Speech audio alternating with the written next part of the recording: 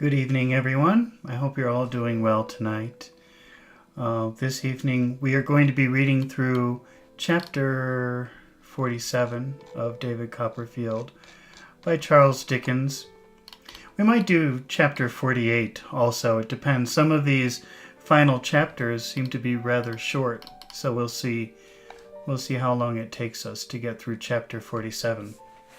If this is your first time watching, we're not just going to read each word. We're going to stop and talk sometimes about interesting vocabulary words. So if you're learning English, if you're an advanced learner of English, this is a great way to acquire new vocabulary.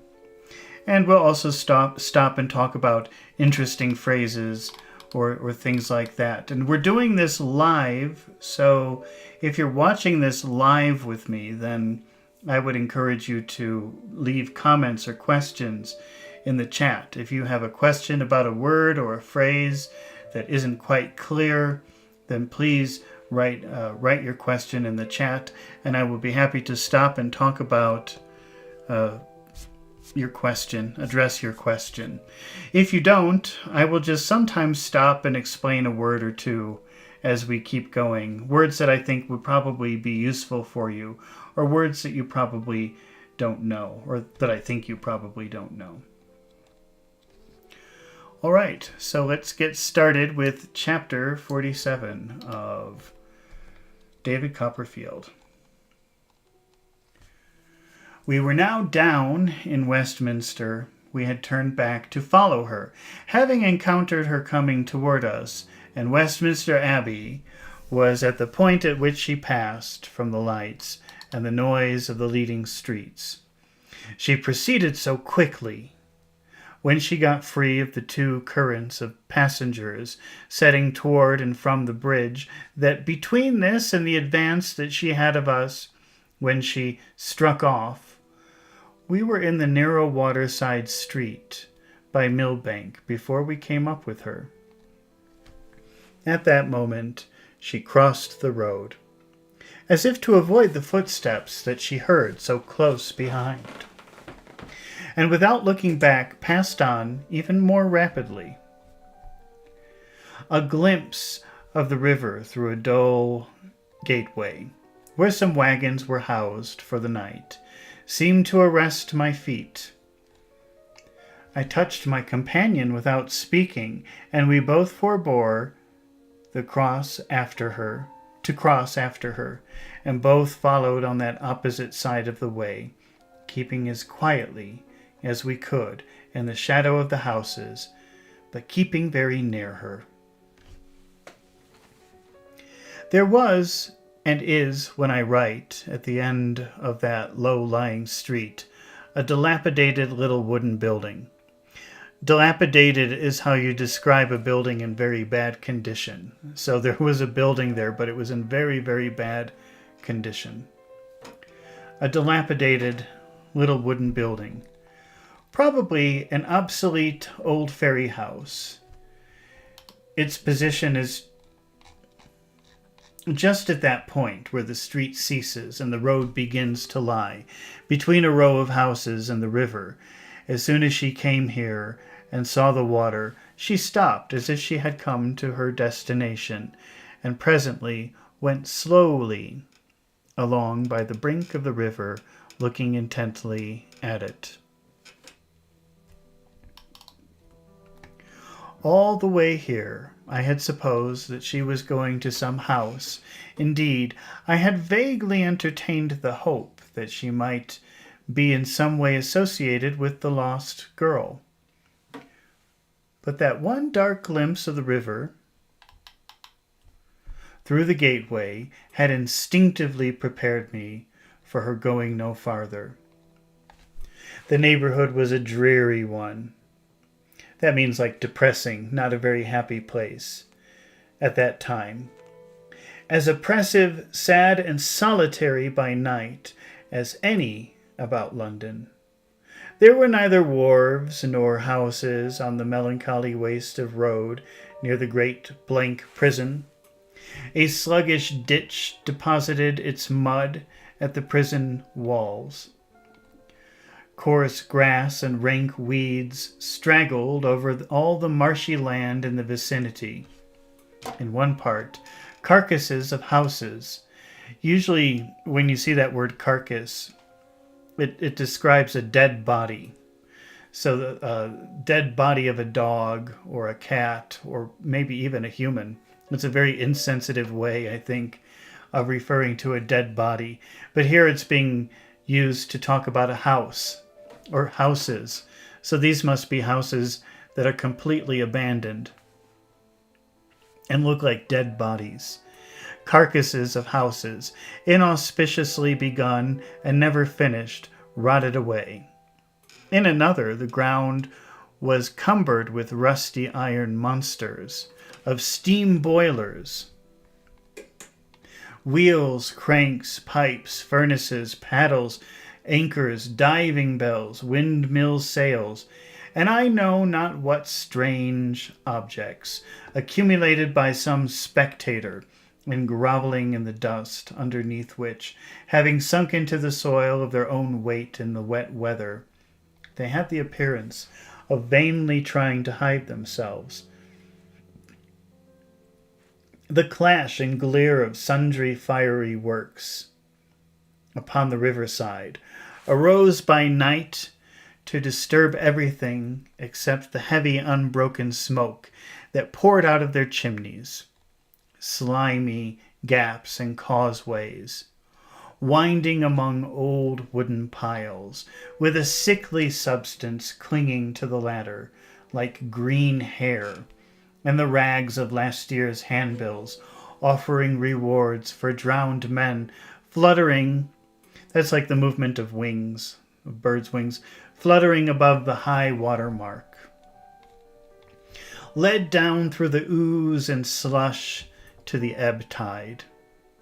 There was a story that one of the pits dug for the dead in the time of the Great Plague was hereabout, and a blighting influence seemed to have proceeded from it over the whole place, or else it looked as if it had gradually decomposed into that nightmare condition out of the overflowings of the polluted stream.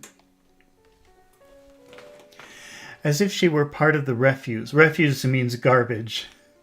As if she were part of the refuse it had cast out, and left to corruption and decay, the girl we had followed strayed down the river's bank and stood in the midst of this night picture, lonely and still, looking out at the water. There were some boats and barges astrand in the mud, and these enabled us to come within a few yards of her without being seen. I then signed to Mr. Peggotty, that means I used my hands to give him a signal. I didn't speak.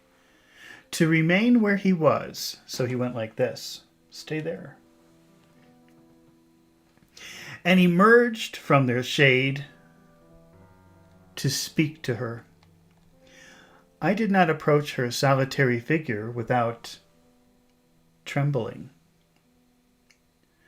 For this gloomy end to her determined walk, and the way in which she stood, almost within the cavernous shadow of the iron bridge, looking at the lights crookedly reflected in the strong tide, inspired dread within me. I think she was talking to herself. I'm sure, although absorbed in gazing at the water, that her shawl was off her shoulders. So a shawl, that's what a woman, it's like a blanket that a woman would use to keep warm. And that she was muffling her hands in it. So she was keeping her hands warm with her shawl in an unsettled and bewildered way, more like the action of a sleepwalker than a waking person. I know, and never can forget, that there was that in her wild manner which gave me no assurance but that she would sink before my eyes until I had her arm within my grasp. At the same moment I said, "Martha!" She uttered a terrified scream and struggled with me with such strength that I doubt if I could have held her alone. But the stronger hand than mine was laid upon her, and when she raised her frightened eyes and saw whose it was, she made but one more effort and dropped down between us. We carried her away from the water to where there were some dry stones, and there laid her down, crying and moaning. Moaning is, oh, it's moaning. In a little while she sat up among the stones, holding her wretched head with both hands. Hush, hush, said I, calm yourself. But she repeated the same words, continually exclaiming, oh, the river, over and over again. I know it's like me, she exclaimed. I know that I belong to it. I know that it's the natural company of such as I am. It comes from country places where there was once no harm in it, and it creeps through the dismal streets, defiled and miserable, and it goes away, like my life, to a great sea that is always troubled. And I feel I must go with it. I have never known what despair was, except in the tone of those words. I can't keep away from it. I can't forget it. It haunts me day and night. It's the only thing in all the world that I'm fit for. And that's fit for me. Oh, the dreadful river. The thought passed through my mind in the face of my companion, as he looked upon her without speech or motion. I might have read his niece's history if I had known nothing of it. I never saw, in any painting or reality, horror and compassion so impressively blended. He shook as if he would have fallen, and his hand, I touched it with my own, for his appearance alarmed me, was deadly cold. She's in a state of frenzy, I whispered to him. She will speak differently in a little time. I don't know what he would have said in answer. He made some motion with his mouth and seemed to think that he had spoken, but he had only pointed to her with his outstretched hand. So this is when your hand is outstretched like this, reaching forward. A new burst of crying came upon her now, in which she once more hid her face among the stones and lay before us, a prostrate image of humiliation and ruin, knowing that this state must pass. Before we could speak to her with any hope, I ventured to restrain him, when he would have raised her, and we stood by in silence until she became more tranquil. Martha, said I, then leaning down and helping her to rise. She seemed to want to rise as if with the intention of going away, but she was weak and leaned against a boat. Do you know who this is who is with me? She said faintly, yes. Do you know that we followed you a long way tonight? She shook her head.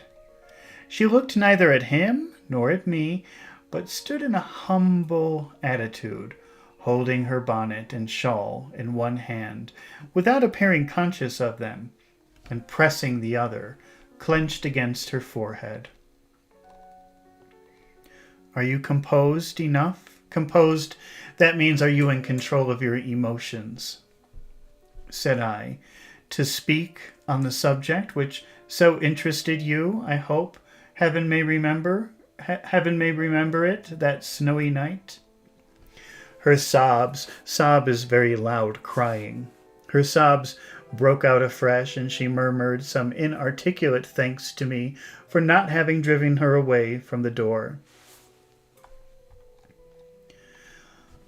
I want to say nothing for myself, she said after a few moments. I am bad. I am lost. I have no hope at all. But tell him, sir, She had shrunk away from him. "If you don't feel too hard to me to do it, that I was never in any way the cause of his misfortune. It has never been attributed to you," I returned, earnestly responding to her earnestness. "It was you, if I don't deceive myself," she said in a broken voice, "that came into the kitchen the night she took such pity on me, was so gentle to me, didn't shrink away from me like all the rest, and gave me such kind help. Was it you, sir?" "It was," said I. "I should have been in the river long ago," she said, glancing at it with a terrible expression. "If any wrong to her had been upon my mind, I never could have kept out of it a single winter's night, if I had not been free of any share in that." "The cause of her flight is too well understood," I said. "You're innocent of any part in it, we thoroughly believe. We know." "Oh, I might have been much the better for her. I might have been much the better for her if I had a better heart," exclaimed the girl, with most forlorn regret. "For she was always good to me. She never spoke a word to me but what was pleasant and right. Is it likely that I would try to make her what I am myself, knowing what I am myself so well? When I lost everything that makes life dear, the worst of all of my thoughts was that I was parted forever from her." Mr. Peggotty, standing with one hand on the gunwale of a boat and his eyes cast down, put his disengaged hand before his face. "And when I heard what had happened before that snowy night from some belonging to our town," cried Martha, "the bitterest thought in all my mind was that the people would remember she once kept company with me, and would say I had corrupted her, when heaven knows I would have died to have brought back her good name." Long unused to any self-control, the piercing agony of her remorse and grief was terrible. "To have died would have not been much. What can I say? I would have lived," she cried. "I would have lived to be old in the wretched streets, and to wander about avoided in the dark, and to see the daybreak on that ghastly line of houses, and remember how the same sun used to shine into my room and wake me once. I would have done even that to save her." Sinking on the stones, she took some in each hand and clenched them up. So she was grabbing onto the stones. Clenching is when you do this. You make like a fist. She writhed. Writhing is moving like a snake.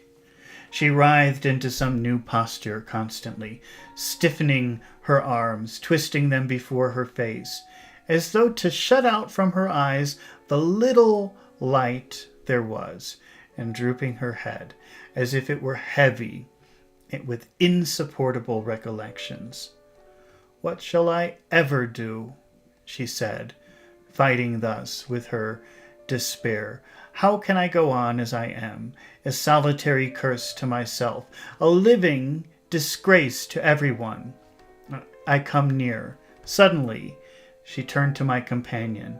"Stamp upon me." Stamping means step very hard. So he's telling Mr. Peggotty, "Step on me, kill me. Stamp upon me, kill me." When she was your pride, you would have thought I had done her harm if I had brushed against her in the street. You can believe. You can't believe. Why should you? A syllable that comes out of my lips. It would be a burning shame upon you, even now, if she and I exchanged a word. I don't complain. I don't say she and I are alike. I know there's a long, long way between us. I only say, with all my guilt and wretchedness upon my head, that I am grateful to her from my soul and love her Oh, don't think that all the power that I had of loving anything is quite worn out. Throw me away, as all of the world does. Kill me for being what I am and having ever known her. But don't think that of me. He looked upon her while she made this supplication in a wild, distracted manner, and when she was silent, gently raised her. Martha, said Mr. Peggotty, God forbid as I should judge you. Forbid as I of all men should do that, my girl. You don't know half the change that's come in the course of time upon me, when you think it likely. Well, he paused a moment and then went on. You don't understand how 'tis that this here gentleman and me has wished to speak to you. You don't understand what 'tis we has afore us. Listen now. His influence upon her was complete. She stood shrinkingly before him, as if she were afraid to meet his eyes, but her passionate sorrow was quite hushed and mute. If you heard, said Mr. Peggotty, out of what passed between Master Davy and me the night when it snew so hard, you know as I've seen where not for to seek my dear niece. My dear niece, he repeated steadily, for she's more dear to me now, Martha, than she was dear afore. She put her hands before her face, but otherwise remained quiet. I've heard her tell, said Mr. Peggotty, as you was eerily left fatherless and motherless, with no friend for to take, in a rough seafaring way, their place. Maybe you can guess that if you had such a friend, you'd have got into a way of being fond of him in course of time, and that my niece was kinder daughter like to me. It's hard to understand what he's talking about there. As she was silently trembling, he put her shawl carefully around her, taking it up from the ground for that purpose. Whereby, said he, I know both as she would go to the world's furthest end with me if she could once see me again, and that she would fly to the world's furthest end to keep off seeing me. For though she ain't no call to doubt my love, and don't, he repeated, with a quiet assurance of truth of what he said, there's shame steps in and keeps betwixt us. I read in every word of his plain, impressive way of delivering himself, new evidence of his having thought of this one topic in every feature it presented. According to our reckoning, he proceeded, Master Davy's here and mine, she is like one day to make her own poor solitary course to London. We believe, Master Davy, me, and all of us, that you are as innocent as everything that has befell her, as the unborn child you've spoken of. You've spoke of her being pleasant, kind, and gentle to you. Bless her. I know she was. I knew she always was, to all. You're thankful to her, and you love her. Help us all you can to find her, and may heaven reward you. She looked at him hastily, and for the first time as if she were doubtful of what he had said. Will you trust me? She asked in a low voice of astonishment. Full and free, said Mr. Peggotty. To speak to her, if I should ever find her, shelter her, if I have any shelter to divide with her, and then, without her knowledge, come to you and bring you to her? She asked hurriedly. We both replied yes. she lifted up her eyes and solemnly declared that she would devote herself to this task fervently and faithfully, and that she would never waver in it, never be diverted from it, never relinquish it. Relinquish means let go. And while there was any chance of hope, if she were not true to it, might the object she now had in life, which bound her to something devoid of evil in its passing away from her, leave her more forlorn and more despairing, if that were possible, than she had upon the river's brink that night, and then might all help, human and divine, renounce her evermore. She did not raise her voice above her breath or address us, but said this to the night sky, and then stood profoundly quiet, looking at the gloomy water. We judged it expedient now to tell her all we knew, which I recounted at length, and she listened with great attention, and with a face that often changed, but had the same purpose in all its varying expressions. Her eyes occasionally filled with tears, but those she repressed. It seemed as if her spirit were quite altered, and she could not be too quiet. She asked, when all was told, where we were to be communicated with if occasion should arise. Under a dull lamp in the road, I wrote our 2 addresses on a leaf in my pocket-book. A leaf is like a sheet of paper, which I tore out and gave to her, which she put in her poor bosom. I asked her where she lived herself. She said after a pause, in no place long, and it were better not to know.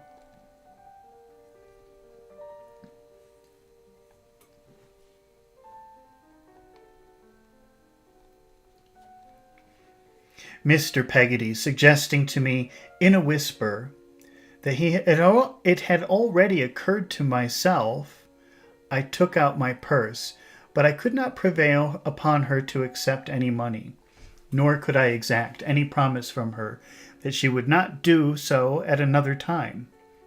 I represented to Mr. Peggotty could not be called for one in his condition poor, that the idea of her engaging in this search, while depending on her own resources, shocked us both. She continued steadfast in this particular. His influence upon her was equally powerless with mine. She gratefully thanked him, but remained inexorable. There may be work to be got, she said. I'll try, at least to take some assistance, I returned, until you have tried. I could not do what I have promised. For money, she replied. I could not take it. If I was starving. To give me money would be to take away your trust, to take away the object that you have given me, to take away the only certain thing that saves me from the river. In the name of the great judge, said I, before whom you and all of us must stand at his dread time, dismiss that terrible idea. We can all do some good if we will. She trembled, and her lips shook, and her face was paler as she answered. It has been put into your hearts, perhaps, to save a wretched creature for repentance. I'm afraid to think so. It seems too bold. If any good should come of me, I might begin to hope, for nothing but harm has ever come of my deeds yet. I am to be trusted for the first time in a long while with my miserable life on account of what you have given me to try for.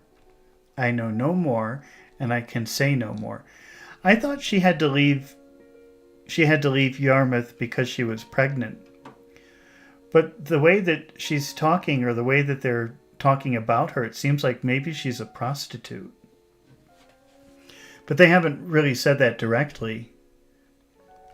But she's seeing this as like her, the way that she could save herself, So she doesn't want money. She just wants to be trusted with this secret and this promise and this mission to help find Emily without any compensation.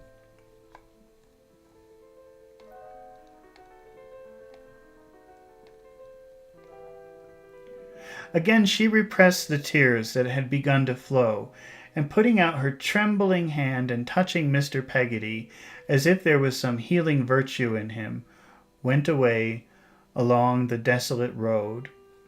She had been ill, probably for a long time, I observed, upon that closer opportunity of observation, that she was worn and haggard, and her sunken eyes expressed privation and endurance.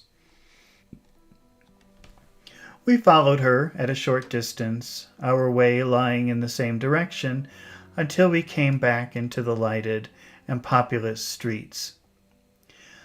I had such implicit confidence in her declaration that I then put it to Mr. Peggotty whether it would not seem in the outset like distrusting her to follow her any further.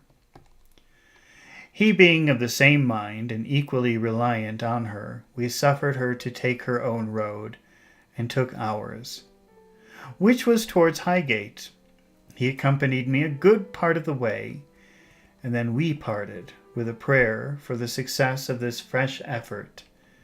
There was a new and thoughtful compassion in him that I was at no loss to interpret. It was midnight when I arrived at home. I had reached my own gate and was standing listening for the deep bell of St. Paul's, the sound of which I thought had been borne towards me among the multitude of striking clocks, when I was rather surprised to see that the door of my aunt's cottage was open, and that a faint light in the entry was shining out across the road.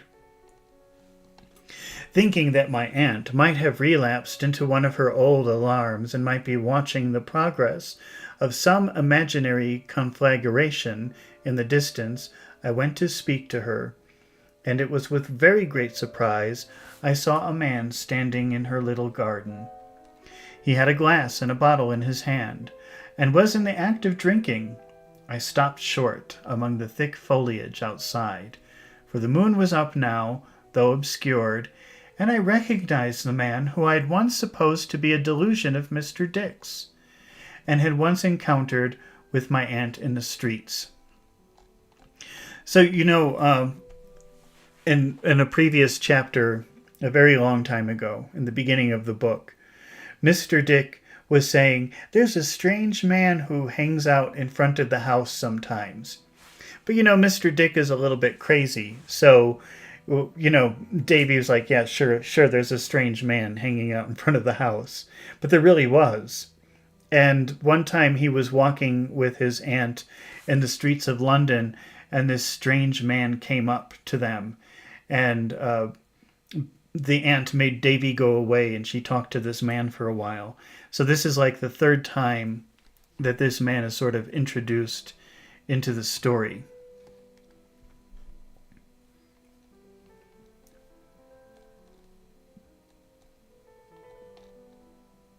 He seemed curious regarding the cottage, too, as if it were the first time he had seen it.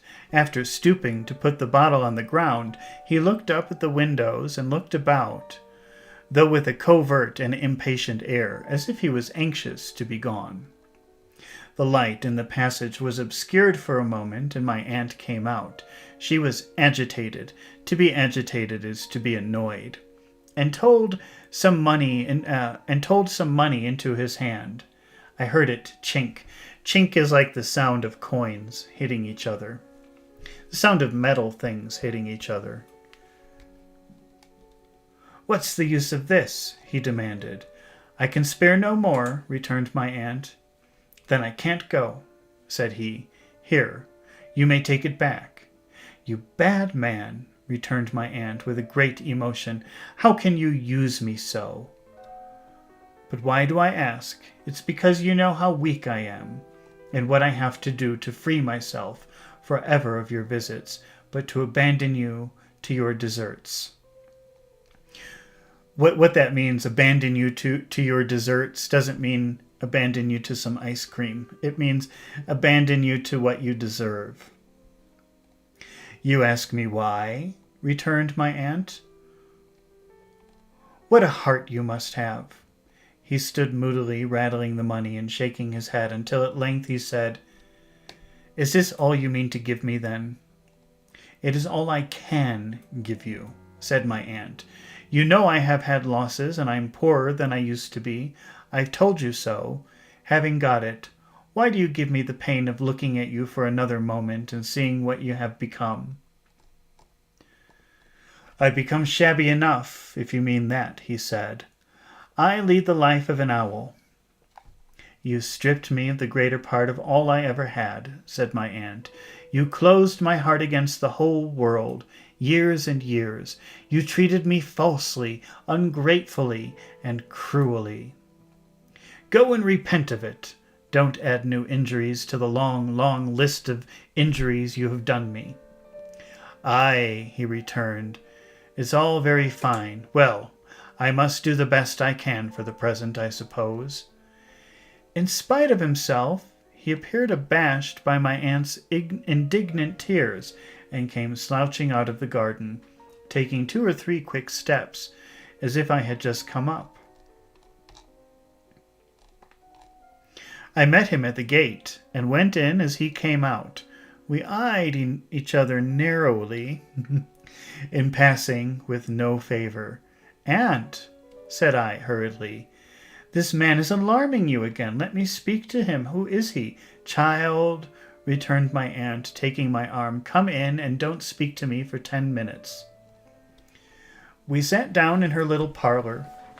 My aunt retired behind the round green fan of former days, which was screwed on the back of a chair, and occasionally wiped her eyes for about a quarter of an hour, and then she came out and took a seat beside me. Okay, I have to just take a 1-minute break. I will be back in a minute.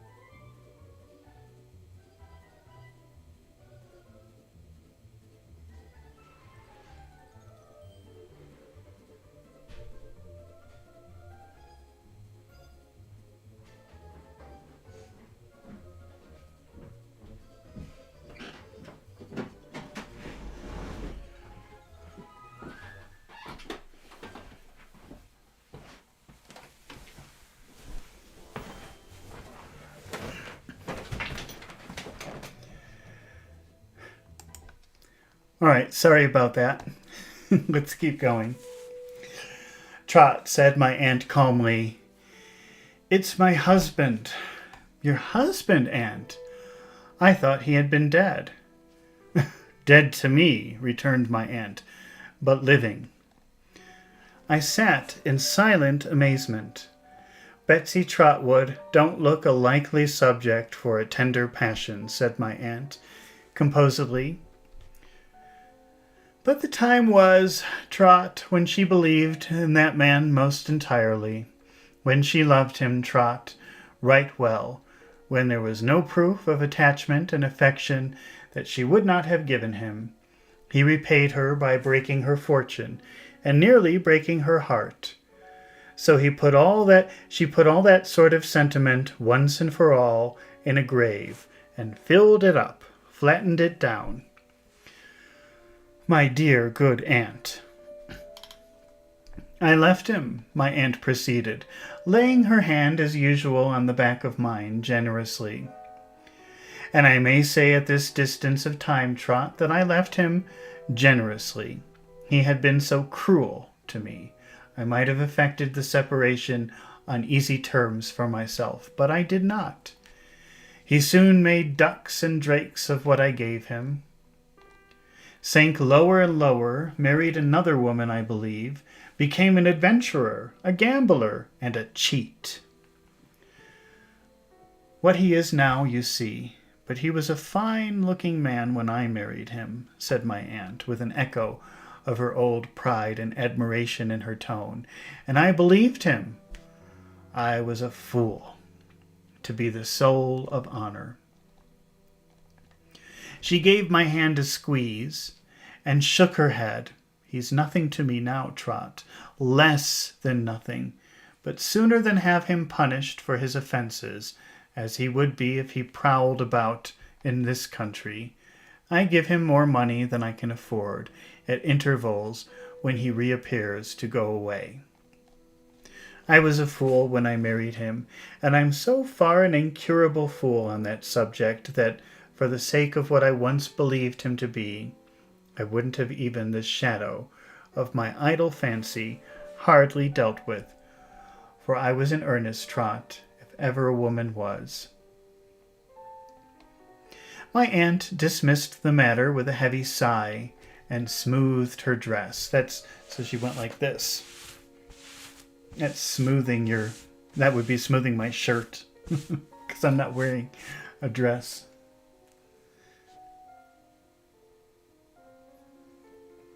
There, my dear, she said. Now you know the beginning, middle, and end, and all about it. We won't mention the subject to one another any more. Neither, of course, will you mention it to anybody else. This is my grumpy, frumpy story, and we'll keep it to ourselves, Trot.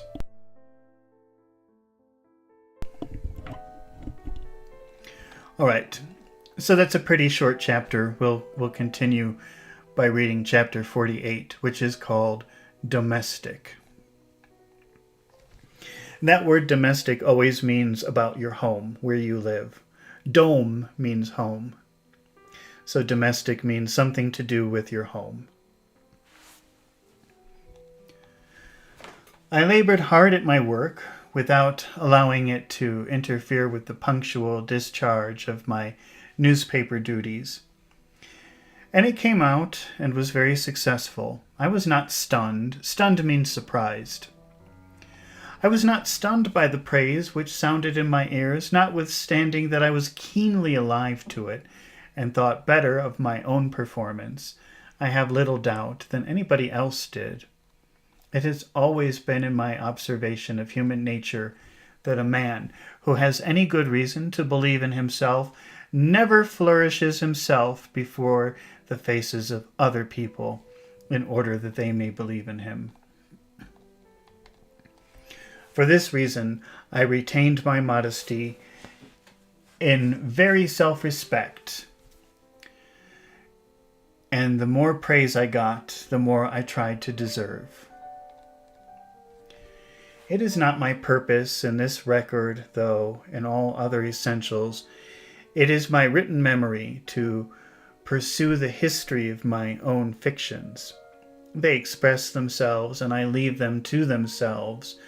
When I refer to them, incidentally, it is only as a part of my progress. Having some foundation for believing by this time that nature and accident had made me an author, I pursued my vocation with confidence. Vocation means like your career, your purpose in life regarding work. Without such assurance, I should certainly have left it alone, and I bestowed my energy on some other endeavor.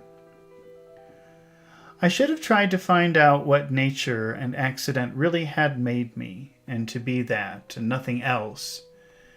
I had been writing in the newspaper and elsewhere so prosperously that when my new success was achieved, I considered myself reasonably entitled to escape from the dreary debates.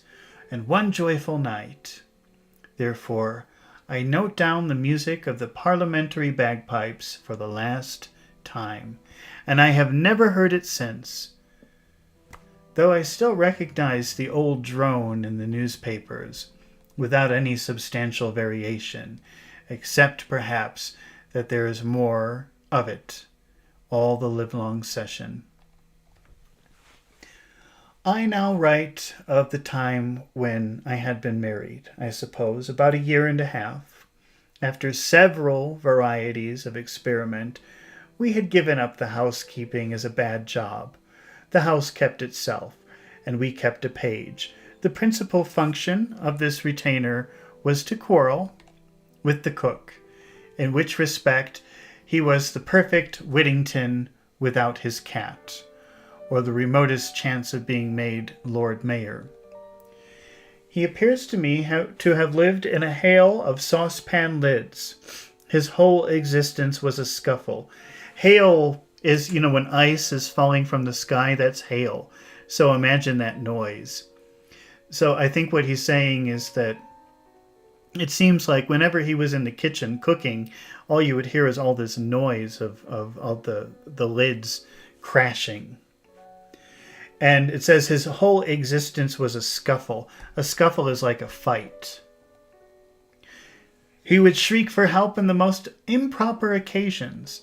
And when we had a little dinner party or a few friends in the evening and would come tumbling out of the kitchen with iron missiles flying after him, we wanted to get rid of him. But he was very much attached to us and wouldn't go. He was a tearful boy, and broke into such deplorable lamentations when a cessation of our connection was hinted at, that we were obliged to keep him. So sometimes they would try to gently say, well, maybe this isn't right for you. And he would panic and start crying. So they couldn't fire him.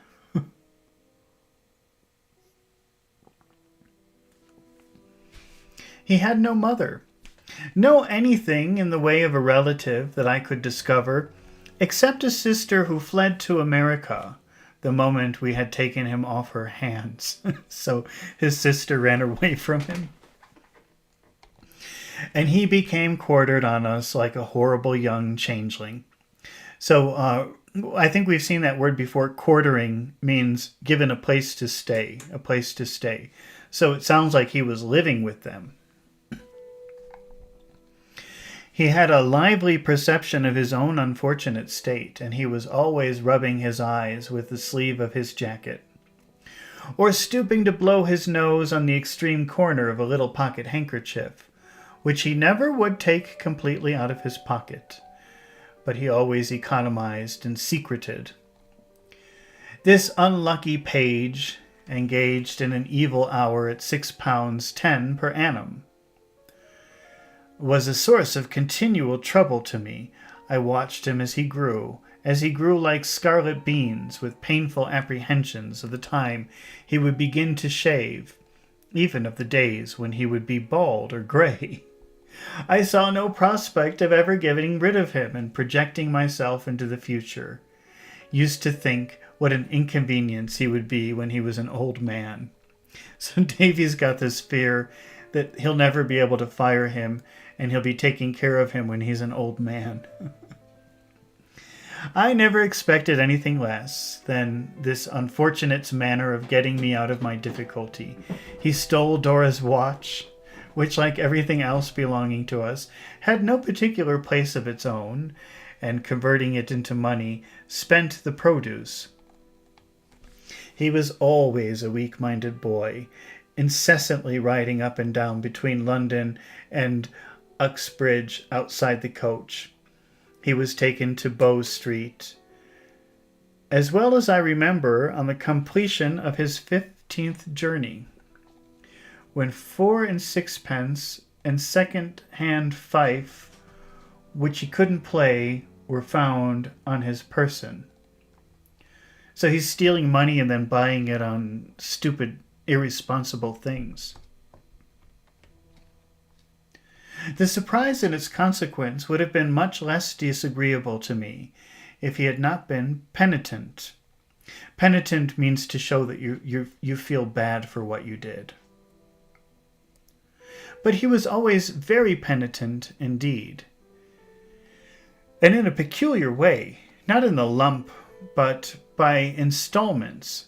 For example, the day after that on which I was obliged to appear against him, he made certain revelations touching a hamper in the cellar, which we believed to be full of wine, but which had nothing in it except bottles and corks. So he drank all their wine. We supposed that he had now eased his mind and told the worst he knew of the cook.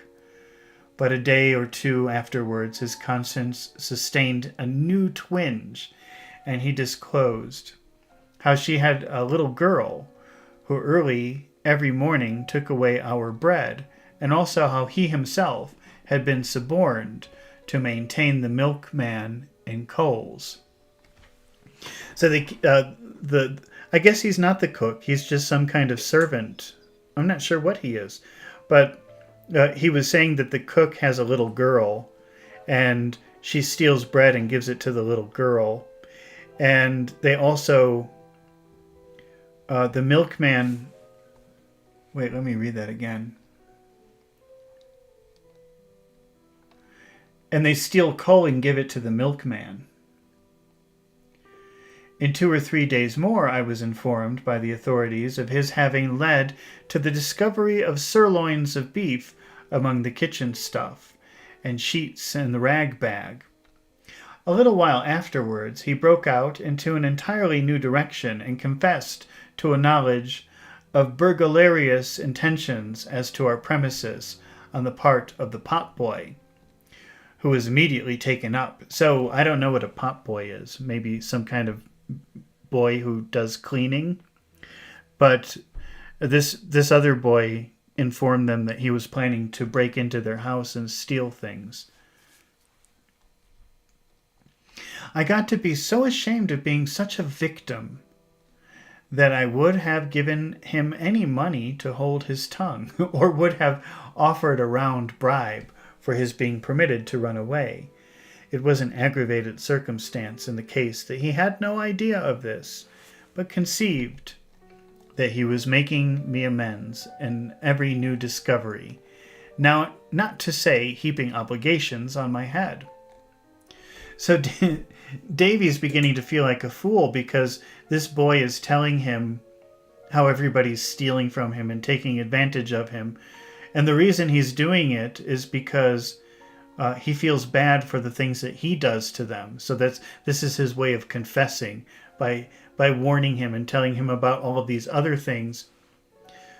But it's having a weird effect on Davy because Davy's thinking to himself, wow, I'm such an idiot. Everybody's taking advantage of me. It's embarrassing. He's embarrassed by it.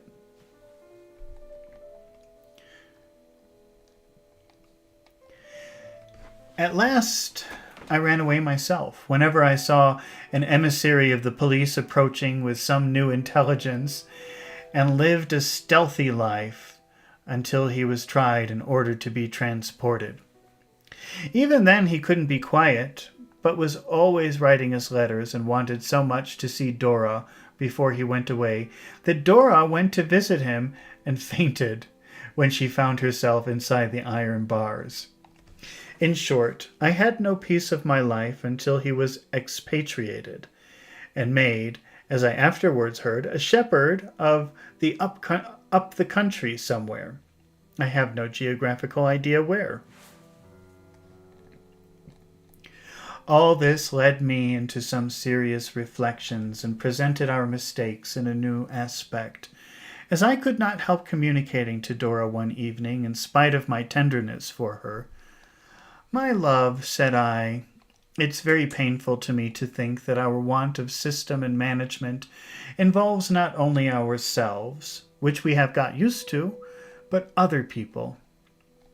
You've been silent for a long time, and now you're going to be cross," said Dora. "No, my dear, indeed. Cross means angry. Let me explain to you what I mean." "I think I don't want to know," said Dora. But I want you to know, my love. Put Jip down. Dora put his nose to mine and said, "Boh," to drive my seriousness away, but, not succeeding, ordered him into his pagoda and sat looking at me with her hands folded and most resigned little expression of countenance. "The fact is, my dear," I began, "there's a contagion in us. We infect everyone about us." I might have gone on in this figurative manner if Dora's face had not admonished me. To admonish someone is to say, "Don't do that." And she was wondering with all her might whether I was going to propose any new kind of vaccination or other medical remedy for this unwholesome state of ours. Therefore, I checked myself and made my meaning plainer.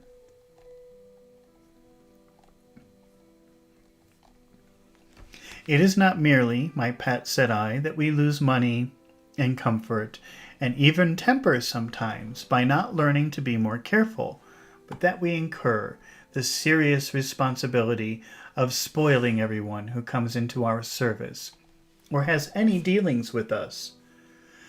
I begin to be afraid that the fault is not entirely on one side, but that these people all turn out to be ill because we don't turn out very well ourselves." "Oh, what an accusation!" exclaimed Dora, opening her eyes wide. "To say that you ever saw me take gold watches! Oh!" "My dearest," I remonstrated, "don't talk preposterous nonsense. Who has made the least allusion to gold watches?" "You did," returned Dora. "You know you did. You said I hadn't turned out well, and compared me to him." "To whom?" I asked. "To the page," sobbed Dora. This boy who was stealing and who got in trouble, he wasn't the cook. I guess I missed that. He was a page. A page is somebody who does like little errands, who does things. So Davy is like a secretary. Not exactly a secretary, though. A secretary would be trusted with really important work, and I don't think a page would do anything really important. Maybe deliver messages or run to the store and get something like that. "To the page," sobbed Dora. "Oh, you cruel fellow, to compare your affectionate wife to a transported page. Why didn't you tell me your opinion of me before we were married?" She's still doing this, like 2 years later. "Why didn't you say, you hard-hearted thing, that you were convinced that I was worse than a transported page? Oh, what a dreadful opinion to have of me. Oh, my goodness." "Now, Dora, my love," I returned, gently trying to remove the handkerchief she pressed to her eyes, "this is not only very ridiculous of you, but very wrong. In the first place, it's not true. You always said he was a storyteller," sobbed Dora, "and now you say the same of me.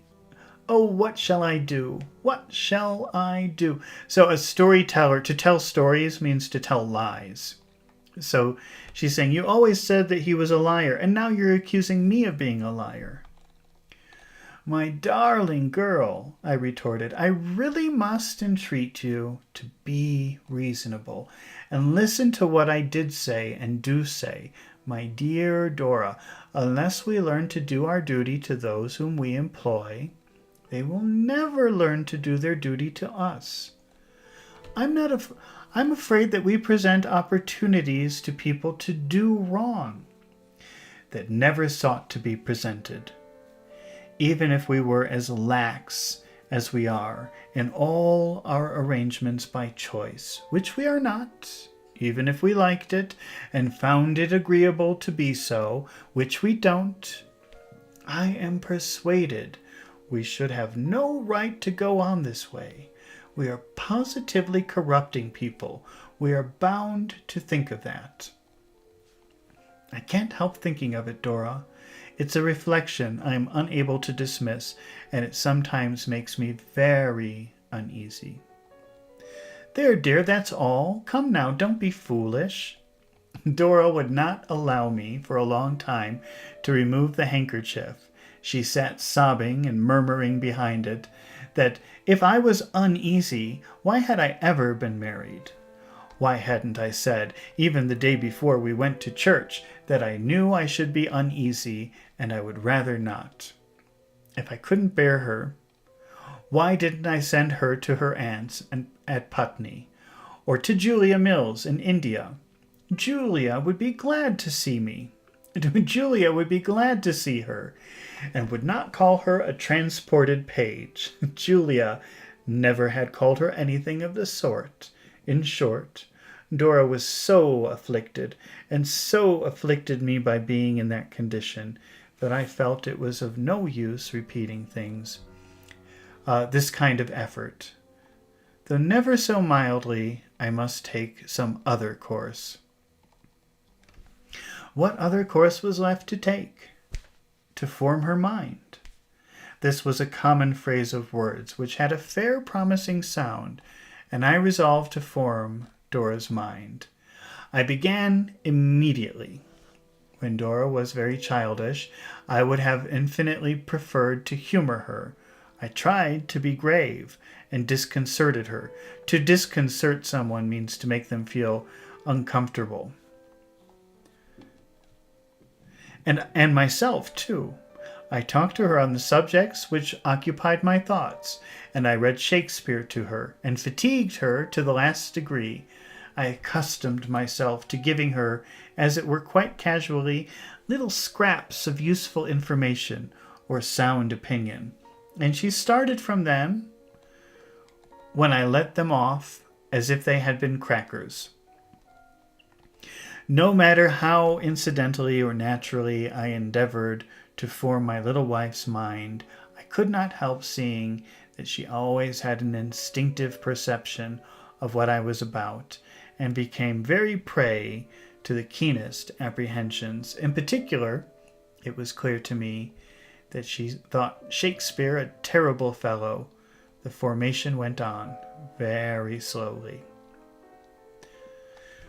I pressed Traddles into the service without his knowledge, and whenever he came to see us, exploded my mines upon him for the edification of Dora at second hand. The amount of practical wisdom I bestowed upon Traddles in this manner was immense.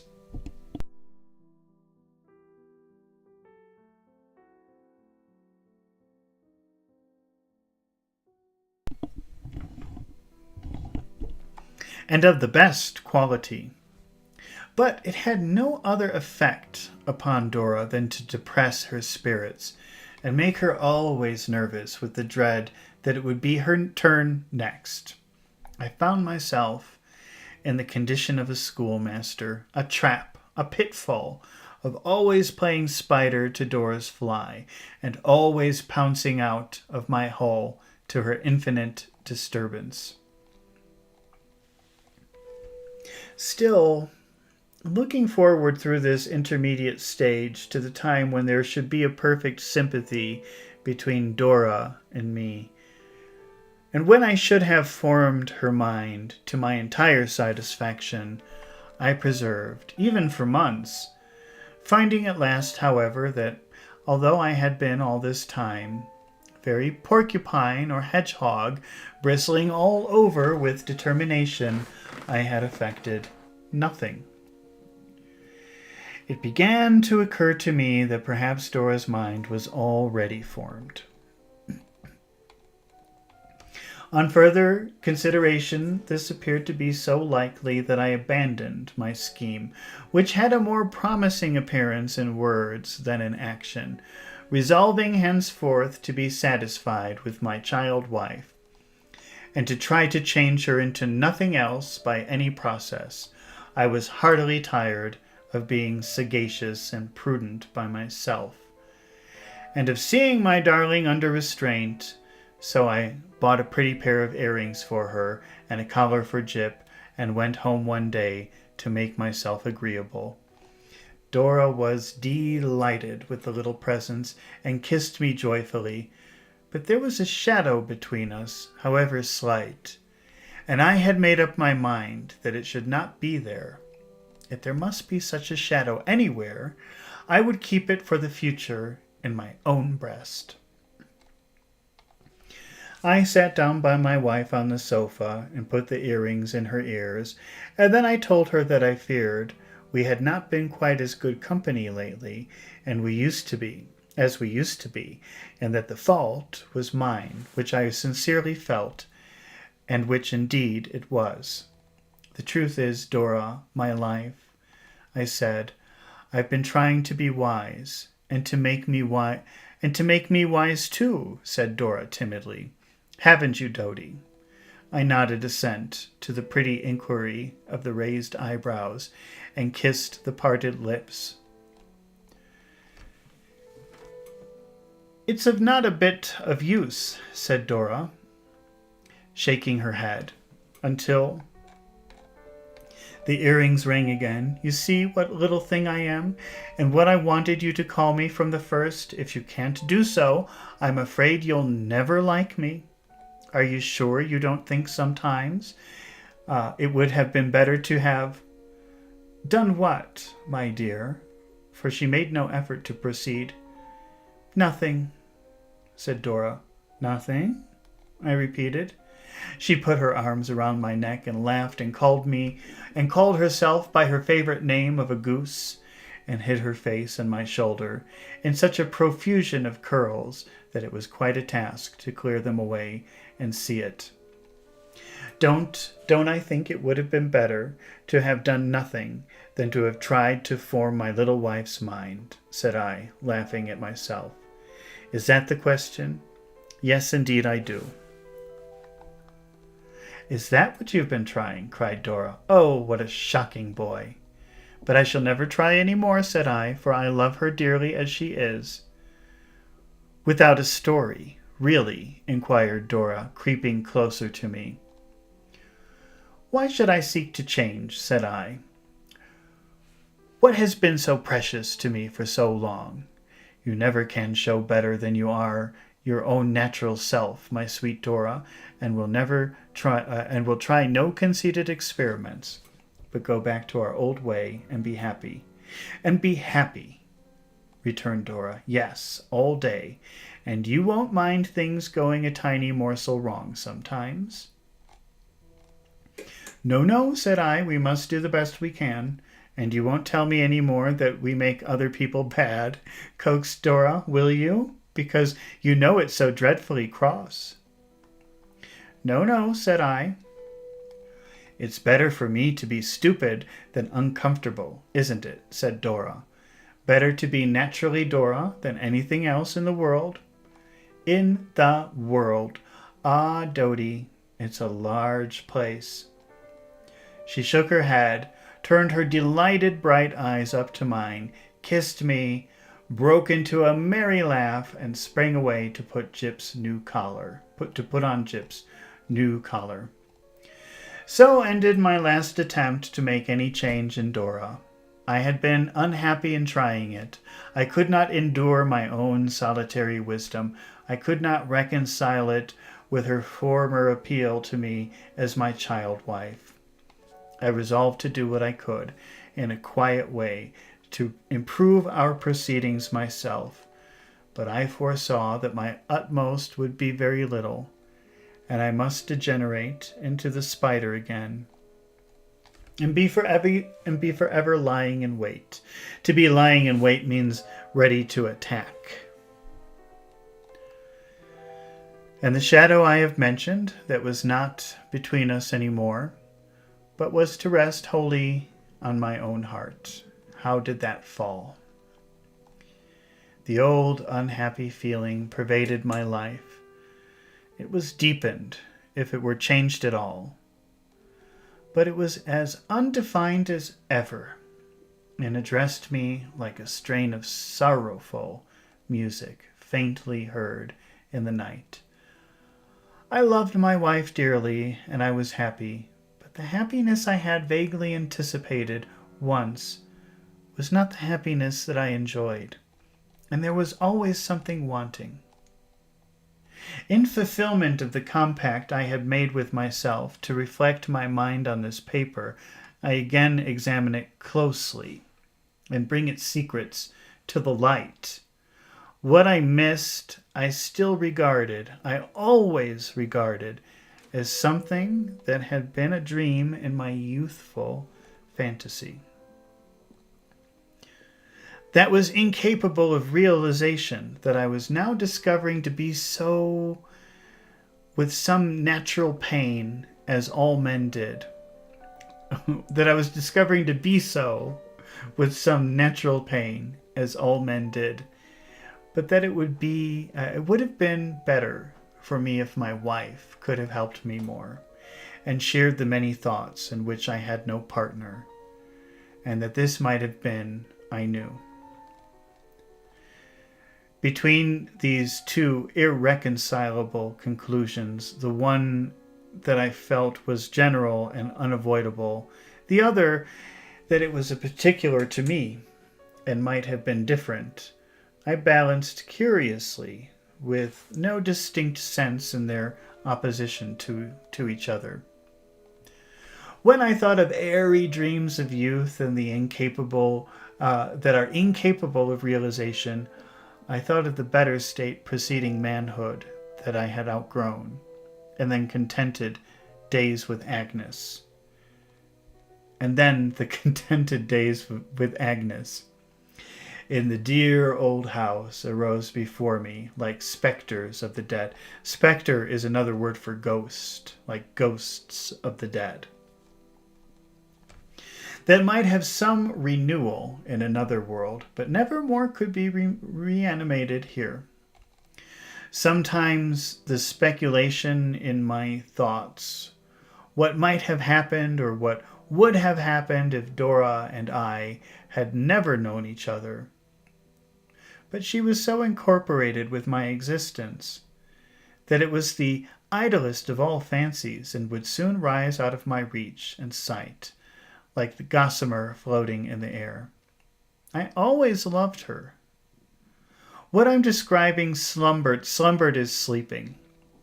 What I described slumbered and half awoke and slept again in the inner recesses of my mind. There was no evidence of it in me. I know of no influence it had in anything I said or did. I bore the weight of all of our little cares and all of my projects, and Dora held the pens, and we both felt that our shares were adjusted as the case required.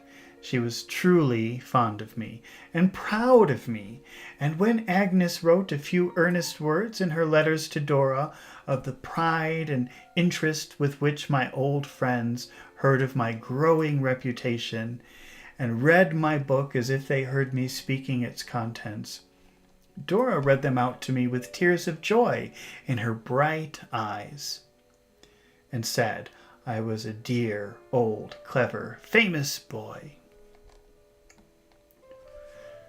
The first mistaken impulse of an undisciplined heart. Those words of Mrs. Strong's were constantly recurring to me. At this time, were almost always present in my mind. I often awoke with them, often in the night. I remember to have even read them in dreams, inscribed upon the walls of houses, for I knew now that my own heart was undisciplined when it first loved Dora, and that it had been disciplined. It never could have felt, when we were married, what it had felt in its secret experience. There can be no disparity in marriage, like unsuitability of mind and purpose. Those words I remembered too. I had endeavored to adapt Dora to myself, and found it impracticable. It remained for me to adapt myself to Dora, to share with her what I could and be happy, and bear my own shoulders what I must and be happy still. This was the discipline to which I tried to bring my heart when I began to think. It made my second year much happier than my first. And what was better still, made Dora's life all sunshine.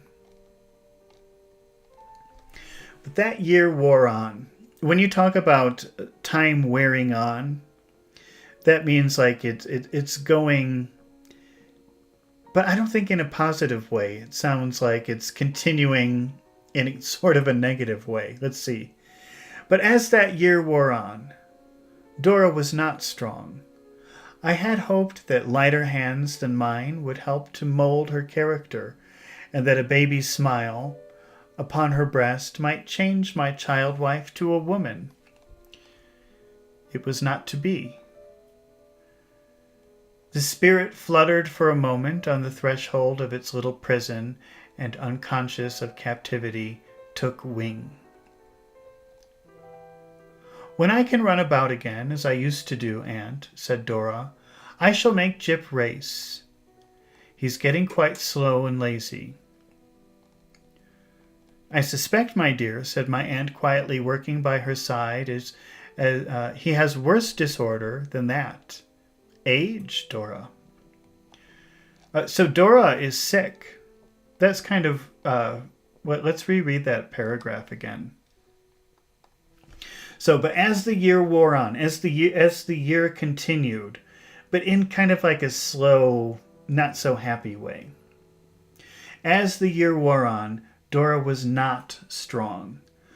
I had hoped that lighter hands than mine would help to mold her character, that a baby's smile upon her breast might change my child wife to a woman. But it was not to be. The spirit fluttered for a moment on the threshold of its little prison, and unconscious of captivity, took wing. I'm not really sure what that's supposed to mean. The spirit fluttered.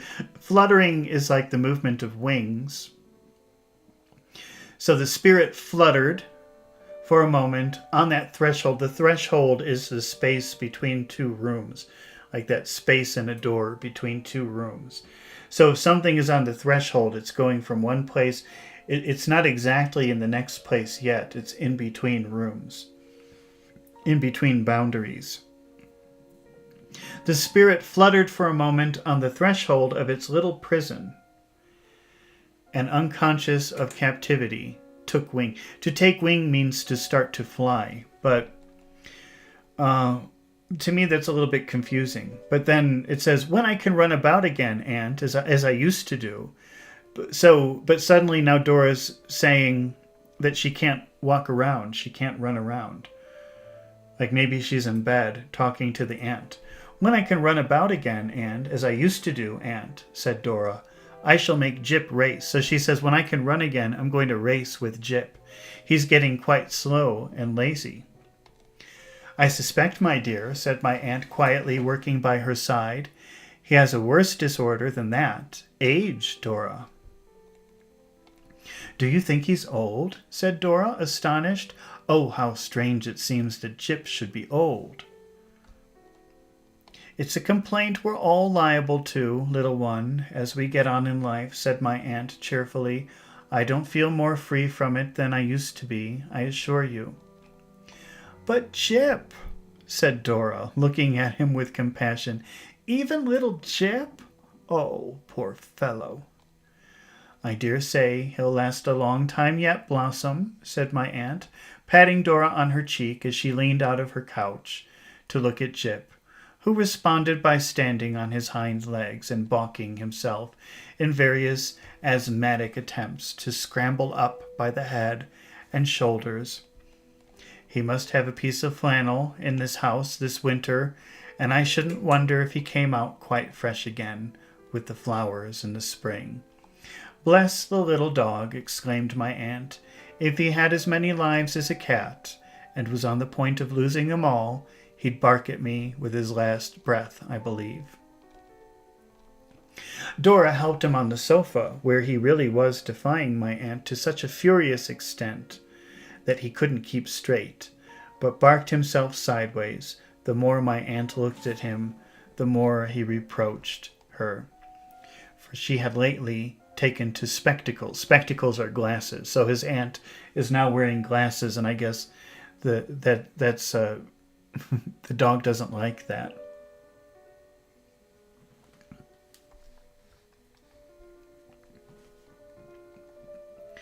And for some inscrutable reason, he considered the glasses personal.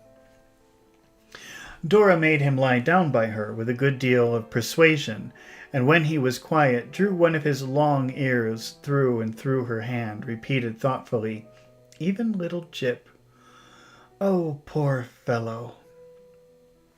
"His lungs are good enough," said my aunt gaily, "and his dislikes are not at all feeble. He has a good many years before him, no doubt, but if you want a dog to race with, Little Blossom, he has lived too well for that. I'll give you one." "Thank you, Aunt," said Dora faintly, "but don't, please." "No?" said my aunt, taking off her spectacles. "I couldn't have any other dog but Jip," said Dora. "It would be so unkind to Jip. Besides, I couldn't be such friends with any other dog but Jip, because he wouldn't have known me before I was married, and wouldn't have barked at Dodie when he first came to our house, and I couldn't care for any other dog but Jip, I'm afraid, Aunt." "To be sure," said my aunt, patting her on the cheek again. "You're right." "You're not offended," said Dora, "are you?" "Why, what a sensitive pet it is," cried my aunt, bending over her affectionately, "to think that I could be offended." No, I didn't really think so," returned Dora. "But I'm a little tired, and it made me silly for a moment. I'm always a silly little thing, you know, but it made me more silly to talk about Jip. He's known me and all that has happened to me, haven't you, Jip? And I couldn't bear to slight him. To slight someone is to cause an offense to them, like to reject them. Because he was a little altered. Could I, Jip?" Jip nestled closer to his mistress and lazily licked her hand. "You're not so old, Jip, are you, that you'll leave your mistress yet?" said Dora. "We may keep one another company a little longer." My pretty Dora, when she came down this dinner on the ensuing Sunday, was so glad to see old Traddles, who always dined with us on Sunday. We thought she would be running about, as she used to do, in a few days, but they said wait a few days more. And then wait a few days more, and still she neither ran nor walked. So Dora's getting sick, and she can't leave her bed. And they keep thinking that she's going to get better, but she's not. She's getting worse. She looked very pretty, and was very merry, but the little feet that used to be so nimble when they danced round Jip were dull and motionless. I began to carry her downstairs every morning and upstairs every night, and she would clasp me round the neck and laugh the while, as if I did it for a wager. A wager is a bet. So she was pretending like it was a game when he was carrying her up and down the stairs. And Jip would bark and caper round us and go on before and look back on the landing, breathing short, to see that we were coming. My aunt, the best and most cheerful of nurses, would trudge after us, a moving mass of shawls and pillows.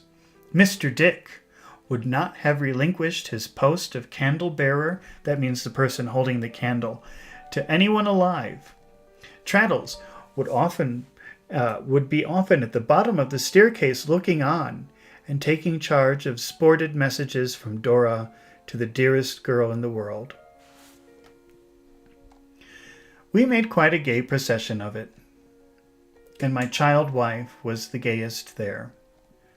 But sometimes when I took her up and felt that she was lighter in my arms, a dead, blank feeling came upon me, as if I were approaching to some frozen region yet unseen that numbed my life.